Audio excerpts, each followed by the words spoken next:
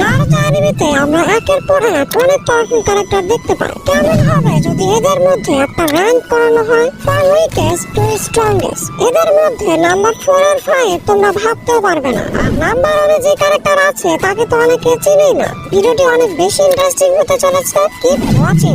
Number 12 এ আছে master জিরায়া, তার legendary সানিন। জিরায়া ছিল সবচেয়ে স্ট্রংগেস্ট লেজেন্ডারি সানিন। ওরোচিমারুর থেকেও স্ট্রং, আর সেটা সম্ভব হয়েছিল শিনোবি ওয়ার্ল্ড নিয়ে তার এক্সপেরিয়েন্স, স্কিল আর অসাধারণ চিন্তা ভাবনার জন্য। জিরার কাছে আছে ইনকমপ্লিট সেজ মোড, টোজুৎসু, ম্যাসিভ রাসিঙ্গান, স্ট্রং সামেনিং এবং শিনোবি ওয়ার্ল্ড নিয়ে হিউজ নলেজ। সে তার লাইফের পুরো সময় ব্যয় করেছে কোনোহা এবং শিনোবি ওয়ার্ল্ডকে রক্ষার জন্য। আমার কাছে হি ইজ দ্য বেস্ট সেন্সেই। সে যাদের যাদের ট্রেনিং দিয়েছে তারা হয় হোকাগে নয়তো একেবারে গড লেভেলে চলে গেছে। মিনাতো, নাগাটো, নারুতো সবাই এর বেস্ট এক্সাম্পল। এছাড়াও জিরার সেজ মোড ইনকমপ্লিট হলেও এটা অনেক পাওয়ারফুল ছিল। পেইন ভার্সেস জিরায়ার ফাইনাল ব্যাটলে তোমরা সবাই দেখেছো। আর জিরায়া আসলে ঠিক কতটা পাওয়ারফুল সেটা নিয়ে ডিটেইলসে ভিডিও আসবে। এই ভিডিওতে 400 লাইক কমপ্লিট হওয়ার পর। So please like this video and share this with your friends. Number 12, Kakashi Hatake, the copy ninja. Naruto অ্যানিমেতে কাকাশি অনেক ট্যালেন্টেড, স্মার্ট এবং one of the strongest character. সে 1000 প্লাস জুৎসু মাস্টার করেছিল।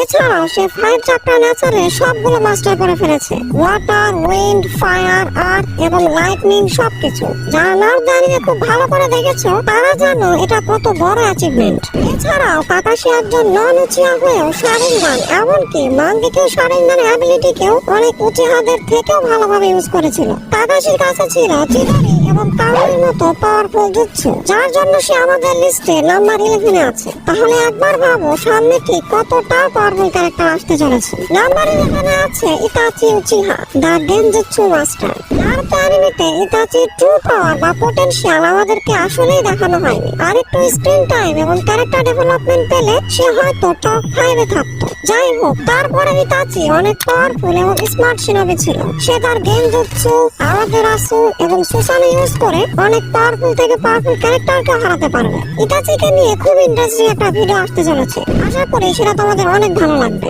Number 10, pain ওরফে নাগাটো। Madra Rinnegan পাওয়ার পর নাগাটো একটা normal shinobi থেকে god হয়ে গিয়েছিল। উজুমাকি হওয়ার জন্য তার কাছে তো হিউজ চাক্রা রিজার্ভ ছিলই, সাথে সে তার রিনেগানকে একদম ফুল পটেনশিয়ালে ইউজ করেছিল। নাগাতো একমাত্র শিনোবি ছিল যেখানে 6 পাথের পাওয়ারকে সবচেয়ে ভালোভাবে ইউজ করেছিল। দেবা পাত, আসুরা পাত, হিউম্যান পাত, অ্যানিমেল পাত, প্রেতা পাত এবং সবশেষে নারকা পাত। সবগুলো পাতকে আলাদা আলাদা ভাবে এফেক্টিভ